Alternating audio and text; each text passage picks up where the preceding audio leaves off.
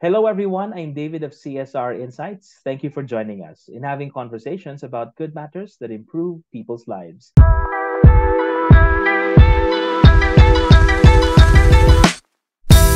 Our guest for today is Dr. Vanessa Cadiente. Thank you to Pope John Paul II Hospital Medical Center in Las Piñas for sharing with us the expertise of Dr. Cadiente. Now let's talk about caring beyond measure. Dr. Cadiente, welcome to the program. Hi, sir. Thank you for having me. Opo, balita ko no sa mga magulang, parents, moms and dads. Sabi nila yung mga clinics daw ng mga pediatricians ngayon parang children's party dahil ang daming complaints about about cough, tumatagal ng 1 week or 2 weeks. Ganun din po ba yung na-experience ninyo? Yes, sir. Actually, for the past few weeks, I have lots of encounter lately of moms and actually parents coming into my clinic Mm. uh to seek consult because of their kids having cough. Yeah. Mm. Medyo parang ano daw parang disturbing cough for them kasi hindi nila naman naririnig dati na nag-uubo-ubo yung anak nila. So, ayun. Oo. So, ganun ba yun talaga pag rainy season or papalit-palit, mainit, malamig, lalo na yung may aircon halimbawa, dry ba yung cough ng bata or may phlegm? Ang mga kids kasi, they get to have cough kapag may exposure sila. Someone who is Oh, sick, okay. Mm. may allergens, pollen, mga ganyan. Weather, it might contribute, pero hindi kasi siya big issue eh. Di ba we have Oh, like yung okay. viral, bacterial, kung ano bang cause siya. Mm. So most likely yung cough na na-experience ng mga kids ngayon is more of viral. Okay. Mm. Kasi Okay. ganun siya kabilis eh, di ba sir? Ganun kabilis Mm. yung hawa ng one kid to another. One more Oo. thing is mas exposed na sila kasi pumapasok na sila sa school. Di Yes, ba? They yes. have Mm. face-to-face lectures versus no na online lang. Eh, ang mga kids, Mm. you can control them. Pag super happy sila, they can, alam mo yun, kulang na lang halikan nila yung Oh, playmate yeah. nila, di ba? Sobrang Yeah, yeah. excited. Saya. Mm. Mm. Okay. Tsaka connected ba rito, halimbawa, di ba, meron mga playgrounds ngayon na may mga balls, tapos magda-dive sila doon or Yeah, magsa-slide. kids will always be kids. Oo. Tapos, di ba, na-remove na natin yung mask. Meron ng Yeah. uh, issue ang government na parang involuntary use of mask. Yeah. So, sa yun, maybe it Oo. would also contribute that also. Yun. At saka challenging din ano kasi pag bata yung kausap mo, minsan naman hindi nila masabi or ma-articulate ng maayos. Masakit yung tiyan ko, 'di ba? So ikaw as a pediatrician, paano mo ina-advise yung mga parents to to better discover saan ba masakit? Kunyari pag umubo siya, masakit ba yung lalamunan niya, yung back niya, yung tummy niya? Ano yan, sir? Kasi yung sa pedia kasi, more of history kami. History taking Okay. kami. Kasi kids won't tell you naman na, pag tinanong mo kasi yung bata, masakit ulo mo? Yes po. Masakit yung tiyan mo? Yes po. Lahat ng tatawin mo masakit, masakit. Oo nga. Ganun sa, di ba? So, Oo. ganun. So, usually, you have to take history. Tatanungin mo talaga yung parents, kailan nagsimula yung ubo, Yeah. meron symptoms na kasunod or nauna doon, 'di ba? Mm. May kasama ba sa bahay na inuubo din? Yung mga Oo. ganun. May appetite ba na nawalan ba ng appetite? May mga Hmm, ano yun is sir, when we ask question to the parents or for sa mga guardian. carers nila, guardians nila, we Mm. ask synchronized question, history talaga. So kaya Hmm, minsan if you would notice, mas madaming tanong yung doktor kasi ang tinatanong talaga namin yung magulang. Kasi hindi okay, naman makakapagsabi talaga yung, not unless it's an older kid, pero usually yung mga toddler, iiyakan ka lang yan eh. okay, Diba? If you don't feel better, gano'n. okay. So gano'n, sa mga parents ha, gano'n pala yon. Dapat alam natin yung history or yung at least yung recent na activities ng mga anak natin para better nating masabi kay Doc. Doc, mahabang pag-aaral din ano, of course, as a doctor and as a pediatrician. Share mo naman sa amin, saan ka ba nag-practice before or nag-training or Oh, ongoing ba to? natapos ako ng residency ko in Victor R. Potenciano Medical Mm. Center. That's in EDSA, in Mm. Mandaluyong. Mm. So, natapos ako 2019. And then I had my practice nung etong 2020 na to. Until now, sir. Yeah. Based doon sa mga napag-aralan ninyo, kasi madalas ko nadidinig yung first 1,000 days. In the life of a child, ano? Parang sabihin from 0 to 3 years old ba yun? Napaka-importante daw. Bakit nga siya tinatawag na parang window of opportunity na dapat mabantayan talaga yung mga paglaki ng mga bata? Kasi sir, yun yung developing years ng bata eh. Okay. Diba? Yan yung time na mag-grow sila ng dahan-dahan, magigain sila ng weight, mas hindi maganda yung immune system nila kasi sa start pa lang ganyan. Yung exposure nila sa environment, yung mas prone sila sa sakit, diba? So yun kasi mas mas yung term is mas delicate yung first 1,000 days kasi nila. Oo. And then pagdating sa nutrition ng bata, tama ba pag baby pa lang nanggagaling siya sa milk, breast milk, tama ba? First 6 months wala mo ng solids? Yeah, for the first 6 months, we advise talagang exclusive breastfeeding. Pero there are exemptions sa rules, not unless we apply that for the well baby. Pero of course, kapag kunyari admitted yung baby, hindi kaya magpadede ng mommy, may ibang options kami. Pero we are very strict of advising mommy to have the kid be exclusively breastfed. Okay. Pero yung kung ba kakain na siya ng kunyari 6 months, anong dapat ipakain sa bata? Dapat ba mapait or matamis? Sabi nila, mapait daw para masanay sila na gulay ang kinakain. Paano ba? 6 months of life na nung bata, maganda yung start ka na ng solid food. Yeah. Usually yung mga mashed potato, broccoli. Ako, mas prefer ko na bigyan mo muna siya ng medyo mapait ng konti. Kasi once bigyan mo na siya ng masarap, sweet, hindi niya na magugustuhan pag nagbigay ka ng hindi masarap or hindi maganda sa panlasa niya. So, hindi niya try. Diba? So, bigyan mo siya ng pero maganda din you offer it like dahan-dahan. Wag mo din bibigyan. You introduce one food, two food in the mga susunod na araw. Gradual siya. In terms of vaccinations, di ba meron parang yung government, meron prescribed na 5 sets pa yon, and then meron pang tuloy-tuloy. Hanggang kailan binavaccine ang mga bata? Sa immunization schedule kasi ng kids, immunization program ng government, may hanggang 1 year talaga yung kino-cover ng immunization ng government. Ngayon, we have still the booster shots. Yun yung by 2 years old, by 4 months old, by 6 months old. Sir.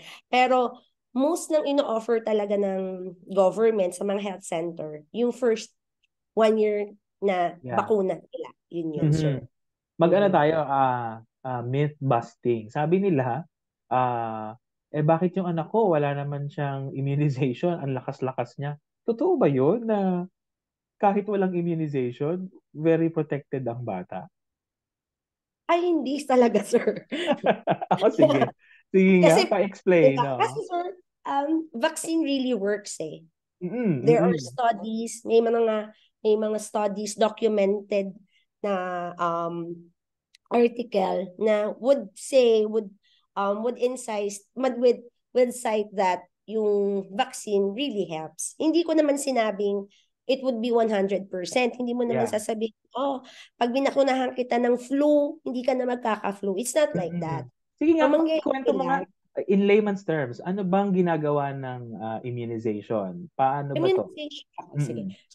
Immunization would protect you from a specific illness. Kunyari, yung DTP, di ba? Yung pertussis, tetanus, ganyan.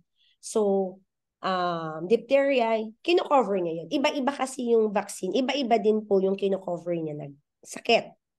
But that doesn't mean it would protect you 100%. Wala naman po ganon, di ba? Ang mangyayari lang po dun, sir, kung magkakasakit ka or magkakasakit ng bata, it would be less harmful for the kid. Okay. Kumbaga, may payong yung bata versus sa wala siyang payong. Yun, malinaw. Sige, so tandaan po ninyo ha, mga nanay, pabakunahan ninyo para pag umulan or matinding araw, halimbawa ni Doc, para siyang may payong pagdating sa mga sakit. Okay, sige. Tapos, nabanggit po ninyo may mga boosters, ano? So, ibig sabihin, tulad po nung COVID-19 na vaccine, siguro familiar naman po halos lahat ngayon, ano? So, may booster shots siya kasi para, ano ba yun, madoble pa, madagdagan pa, or Opo. maipagpatuloy pa yung effect niya? Natin yung effect. Yes, yung protection ng mga bata or mga adults for the Mm. COVID-19. May mga gano'n naman talaga, sir. May mga lifetime protection na sinasabi nila. May mga Mm. sakit lang and then you have to renew. Kumbaga sa kontrata, magre-renew ka ulit. Ayan, very Kasi good. tapos na Oo. yung kontrata niya. Parang gano'n. Oo. Kind of contract, ganyan. May iba Okay. naman na life sentence. Parang gano'n na Oo. isang immunity lang okay na tayo. Gano'n. Okay. Meron pang isang ano, okay, mythbuster number 2 tayo, ha. Sabi nila, hindi naman kailangan ipa-check up kapag walang sakit. Ipa-check up Ay, lang kapag oo. may sakit. No, ako, I really Mm. advise parents to have a regular checkup with Okay. without sakit. Mhm. Why? Kasi, ano yun eh, mas makikita mo kung nagiging healthy yung bata. Mas nakikita Okay. mo yung progress niya kung Mhm. malnourished ba siya, Aha. obese ba siya. Kasi we measure Okay. everything eh. Pag pumunta yung kids, i-measure mo yung timbang, i-measure Mm. mo yung height, titingnan mo kung meron kasi kaming sir graph, tinitingnan namin kung pasok ba siya sa, ay underweight ba siya, overweight ba siya, obese ba siya. And then at the same time, ma-advise din namin, makikita namin, okay yung anak mo, healthy. Next Mm. na ganito natin. Parang ako on my end, as a pediatrician, parang mas maganda yung well baby checkup o well Okay. child checkup kasi mas Mhm. na-prevent natin na ma-admit yung bata or mapunta sa Mm. mas pangit yung bata. Kaya nga Okay. may pediatrician to ano ba, para alagaan siya, hindi lang basta makita kung kailan siya may sakit. Okay. Dok, ito pa, nangingiti ako, yung pangatlong ano, myth. Sabi nila, ay ano lang yan, may pilay lang yan, ipahilot natin. O baka nabati yan o may tawas. Sige nga, ano ba? Anong uunahin namin? Yung hilot, tawas, o si pedya muna? Siyempre pedya ako, no? Ikaw, ano? Siyempre, none of the above. So, minsan may ganyan ako. Oo. Usually, ang mga na-encounter ko yung Okay. lola. Sabi po kasi Mm-mm. nung lola, doktora, pahilot daw. Oh, Ang sagot yes. ko, medyo funny. I don't know, baka may ma-offend ako sa viewer Sige mo. lang, sige lang.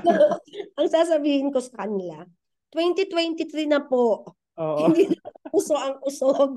Hindi na rin po uso ang Oo. yes, ang hilot. Pero, syempre, minsan, napapapangit pa kasi kapag nahihilot eh. Yung feeling nila Mm. gumaling, pero hindi naman pala. Tapos Oh, pagdating okay. sa pediatrician or pagdating sa ospital, pangit na siya. Oo Kasi nga. nauunahan sila ng takot eh. Feeling nila kaya pa nila. Ako ang Mm. advice ko, pag hindi kayo comfortable sa nakikita nyo sa anak nyo, pakita nyo na. Mhm. Di At ba saka gano'n naman yun? mm. Dapat. Correct. At saka lalo na yung sa dengue, no? Kasi 'di ba minsan on and off yung fever. So baka yung time na, I don't know, nagpahilot kayo or what, nawala, tapos biglang babalik din pala. Pagdating mo ng hospital, ang bilangan naman dun, tama ba, Doc? Platelet, 'di ba? Yes, So, yes. unless na magkaroon ng blood test, hindi mo malaman kung anong lagay ng bata. Okay, Yes. sige. Mahaba pa 'tong listahan natin, pero do'n muna tayo sa gaganapin na October 21 medical mission ng Pope John Paul. Ano bang puwede naming asahan do'n ng mga pupunta? Okay. First, you'll be having a free consultation. Mhm. So, yun yung magandang kaya naming i-offer. Kung ano yung kayang Okay. i-offer ng Pope John Paul. Aha. Second, mas ma-encounter mo ng personal yung doktor. Yeah. Di ba? Hindi siya face-to-face, hindi siya Mm. online. So, mas may rapport kayong Hmm. makikita. Di ba? Tapos, Okay. if I'm not mistaken, there are also free medicine that the hospital will provide Mm, kung mhm. kailangan mong bigyan ang pasyente. It's also for us, Doctors of Pope John Paul, na maipakita naman namin kung ano yung kaya namin ibigay Yeah. sa community ng Las Piñas. Yun. Doc, ang daming mga eskuwelahan ngayon, ano? Thank you for sharing pala yung about the medical mission. Ang daming mga eskuwelahan, halimbawa, kinder or pre-kinder before grade 1. Tapos, sabi nila, pag inubo yung isang bata, nagsusunod-sunod na sila mag-ubuhan. Would you advise the parents to coordinate with teachers and then wag na lang munang papasukin? Palipasin ng ilang araw? Ako kasi, um, they can wear mask naman eh. Hanggat maaari kasi ang hirap din Okay. i-miss yung kids sa school, Sabagay, no? di ba? Oo. Medyo Mm. mahirap din yun. Siguro i-advise mo na lang yung mag-wear ng mask. So they're rather isipin na, ay, sa bahay na lang, doon na lang kami Yeah. magpapalit. May iba Mm. namang nanay na, ay, ubo lang yan. Pwede ka bang pumasok, mag-mask ka. Depende kasi kung ano yung gusto ng magulang eh. Di ba? Opo, Depende yeah. yun eh. Laging ganun eh. So Mhm. ako, kung hindi comfortable ang nanay na papasukin ng Mhm. bata, it's okay. Okay. Pero, sa bahay talaga yung bata. Mm. Mag-rest siya, di ba? Mm.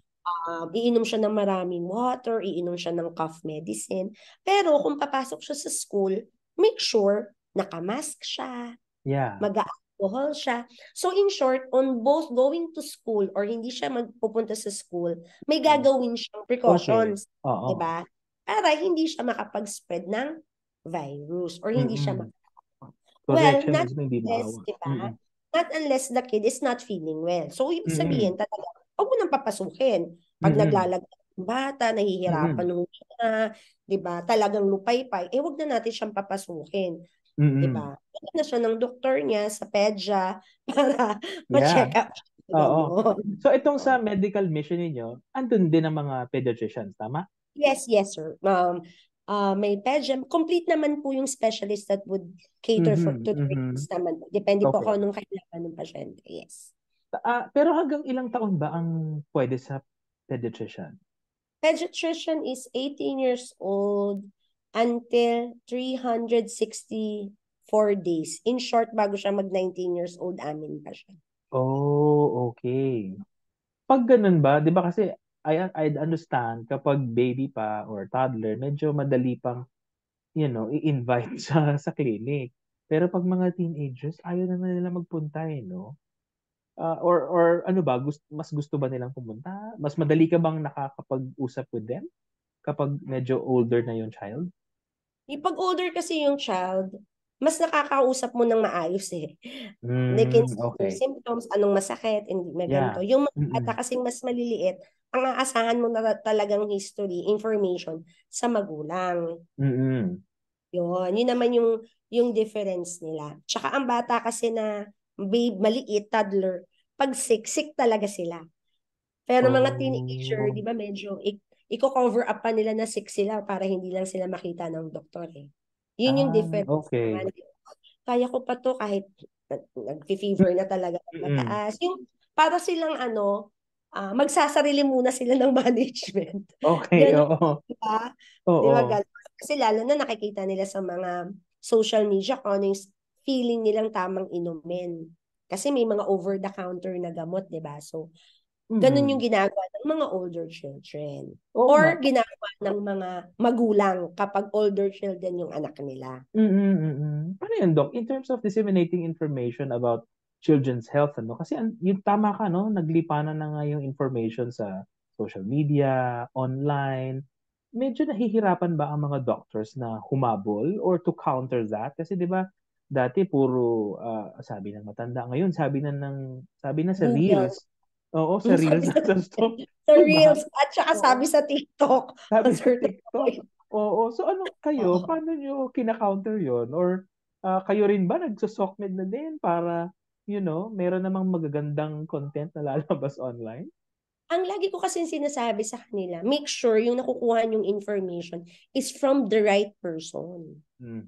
Okay. Someone who is someone na specialty doon sa bagay na yon. Okay. Kung baga, kung ang sinasabi niya sa Reels or TikTok niya or kung saan man about kids, make sure na pediatrician siya. Kung Mhm. ang sinasabi niya about skin, about mga kung ano man pampaganda, I assume dermat siya. Yung ganun, Opo, sir. yeah. Pero Correct. kung hindi naman, siguro mas maganda pa rin po yung kukonsulta sila. Ay kasi kung Mm. nag-reels din naman sila, pwede naman din silang makipag-usap sa pedya sa doktor nila online. Yeah. 'Di ba? They Mm. can ask question, 'di ba? Yeah. Directly. Masasagot pa po sila. Oo. Yun. Tapos balita ko, no, itong sa medical mission ng Pope John Paul II Hospital Medical Center, meron din kayong meron ding lay forum on breast cancer because October is Breast Cancer Awareness Month. Tama ba? Yes. Yes, sir. May ipoprovide na lectures for that. Mm-mm. Mm-mm. Sa children ba, meron ding ano no, meron ding cancer na nagaganap. Yes, sir. May Oo, mga, even sila affected. yes, may mga sakit talaga na nakikita mo sa bata or cancer na nakikita mo sa bata. Pag ganun ba, ewan ko kung na-cover niyo na po 'yun. Mas malaki ba ang chance ng mga bata na, I don't know, to get through the big C, or depende pa rin sa Depende kung ano yung oo. tumama sa kanya. Ang mahirap Mm. lang, I have my personal experience kasi of Oh, a kid na nagkaroon talaga siya ng tumor, ng okay. cancer. So Oo. it was a regular check-up. So pumunta Mhm. lang ako kasi yung magulang, masipag talaga siyang pumunta sa akin na, Okay. gusto ko lang pong makita niyo yung anak ko, blah, blah, blah. So Yeah. ako na, check ko siya. Tapos may nakapa akong mask sa gilid sa flank area ng kid. Really, no? Nakapa niyo lang na gano'n, no? Nakapa ko lang because of Mm. the physical Yeah. examination routine na ginagawa ng pediatrician. Okay. So I did that. Tapos may nakapa ako. Pero hindi umaaray yung bata. How young was the child? The child was like, I think, less than 2 years old. Oh, so baby pa. Baby pa Oo, siya. So oo. nakapa ko siya. Tapos, sabi ko sa mom, Mommy, may hindi ako comfortable dun sa nakapa ko. May Mm. napansin ka na bang mga other symptoms? Sabi niya, Okay. doktor, hindi po siya nabubusog, medyo payat, which is payat. Pumayat talaga yung bata Okay. kasi Aha. yun yung kinagandahan of regular checkup. Makikita mo talaga kung Mm. pumayat, baba yung bata. Mm, mm. Sa laboratory kami, may kutob na ako kung ano yung Oo. iniisip. Yeah. Pero gusto ko lang na ma-make sure ko. So Yeah. nagpa-test din ng CT scan, ultrasound. So Mm, true in mm. cancer nga yung nakapa ako. Grabe, no? Oo. So it was a good call kasi kung Mhm. hindi siya nagpa-check up, hindi namin makikita agad. Mm, Hindi ko mm. siya agad mare-refer sa pedya onco, 'di Yeah. ba? Hindi ko siya agad Oo. sa pedya surgery, hindi ko siya Mm. agad ma-refer. Baka mamaya nahuli kami, 'di ba? Mm, So mm. yung bata ngayon, cancer survivor na siya. Oh, good. Oo. Yeah. So, Tapos, yun yung kinagandahan. Depende po kasi kung anong klaseng cancer yung tatama. I think kahit naman sa adult, depende po, di ba? mm. So ayan ano, kailangan talaga magpa-check up tayo. Even yung mga matatanda ano, magpa-check up na agad. Mm. Totoo, Sige. sir. Oh, speaking of ano naman, of mga batang malulusog. Ano ba 'yan kapag medyo sumosobra na yung weight nila o di kaya sumosobrang payat naman? Ano ba 'to, trend na ba ito ngayon, or sadyang ganun lang talaga na merong matabang bata, merong payat? Hindi po kasi pare-pareho ang kids. May heavier yung term. May Oo. heavier, may lighter, may Mm. short, may taller. Aha. Na magkakaiba, pero same age group sila. It will all Hmm. depend on, kasi minsan makikita mo, yung nanay tsaka yung tatay maliit naman. Okay, Ganon. okay. Yung nanay at tatay matangkad naman. Kaya po, Mm. maganda talaga yung na-check up sila kasi napapaternize namin eh. Ngayon, kapag Hmm. kunyari, obese yung bata, overweight siya, Mhm. i-advise na po namin, let's watch out for the food intake ng bata. Mm. Bawas tayo ng mga ganito. We can Oo. advise. It's either naman if we can advise sa dietitian or sa nutritionist yung kids eh. Mhm. Pero of course, pwede mo naman sabihin sa magulang, Mami, kung mahilig po mag-milk tea yung bata, baka naman po pwedeng wag na tayo mag-milk tea. May milk tea, oo. 'Di ba? Dahil ang milk tea, sir, kaliwat kanan. Magugulat ka nga sa Starbucks, puro bata yung nandun. Oo nga 'no. Akala 'Di akala ba? ko nung una coffee yung iniinom ng mga bata dun. So meron nga naman palang non-coffee. Pero 'di ba 'no, tsaka 'pag nagsa-Starbucks minsan nakikita ko 'pag gabi na, nandun pa. Anong oras ba dapat Yeah. matulog ang mga bata? Actually, depende kasi yun sa age Hmm. group. May mga age group na dapat 10 hours silang tulog. May age group na Okay. dapat 8 hours silang tulog. Pero dapat sa kids, 8 to 10 hours talaga dapat tulog sila. Kaya nga pati screening time dapat limited eh. Okay. Ideal screening time talaga ng less than 5 years old, if I'm not mistaken, is 2 hours lang. Okay. Hmm. Oo 'no. So Kasi syempre, napakaimportante ng ano nila, physical activity, tama ba? yes, yes. Very, Mm. very, very important siya. Pero, ngayon, ang napansin ko, ang mga kids, simula nung na-hook na sila sa social media, tsaka sa Yeah. mga gadgets. Medyo hirap. Minsan, kunyari, nag-iiyak yung bata. Ang magiging Oo. alternative ng magulang, iPad. Hihinto na yung Yes. bata umiyak. Oo. Nagiging ganun yung alternative para, sige, para huminto ka na nga lang umiyak, ito na yung iPad. Mm. Grabe no. Yun ang kanilang yaya no? Oo, yun yung parang nagpa-pacify sa kanila. Mm. Parang gano'n. Yeah. Sige to, hahabol. Sisingit yung aking isang myth. Yung asthma daw ng bata, pagdating ng 7 years old at nawala, wala na daw yun. Though ang iba sinasabi, lumakas lang kasi yung kanilang immune system by that time, and then possible bumalik siya pagkatanda. Ano po bang na-observe niyo doon? Yes, actually. By 7 years old, dapat talaga mawala ng asthma mo. Pag nandyan pa rin kasi siya, Mm. um, tuloy-tuloy yan. But it doesn't mean, kunyari, na paano ba yung term? Nalagpasan mo na, kunyari, by Yeah. more than 7 years old, Mm-mm. wala ka ng asthma. And Yeah. then when you go to adult life, magkakaroon ka pa din Kasi depende sa activity mo Diba? Kung lagi kang Mm. puyat, kung nagsusmoke din, Oo. yung ano ba, activity, diet, everything that would Mm-mm. contribute on your physical health din, sir. Yeah. So, hindi lang yun dahil, pag maliit, palampasan niya na yung sakit na hindi na siya magkakasakit. Ulit, no. Oh, It will okay. always boil down kung how you take care of yourself. So hindi siya parang bulutong, ano? Tama yung bulutong once lang. Yes, bulutong, yes. Oo. Okay. Kaya yung bulutong, mas maganda magkabulutong ka ng bata ka. Oo Kasi nga daw. medyo Yeah. old, medyo mahirap matanggal sa katawan yung mark niya. Yeah, oo. Ikaw, Doc, ano pa bang mga napapansin mo, this time kasi nagkaroon pa ng volcanic smog, ano?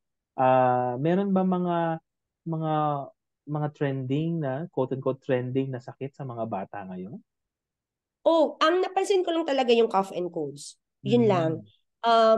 Most ng mga na-admit ko din dyan sa Pope is usually cough and colds. But Okay. not all cough and colds needs to be admitted also. You Okay. can send them home para sa Aha. bahay na lang sila magpagaling. You can Oo. prescribe medicine. Not all naman requires admission. Ganun. Sige. One more, fever. Pag uminom na ng paracetamol over the counter na bili, nawala na, okay na 'yon. O dapat ba ipa-check pa rin namin? Ako ang advice ko, pag 3 days na naglalagnat yung pasyente, magpa-consult ka na. Okay. Kasi, um, Ano ba nangyayari pag fever? Anong meron sa fever, katawan? depende kasi, viral and bacterial will cause fever, in short. Mm. Mapa-viral yan, mapa-bacterial yan, magkakalagnat ka.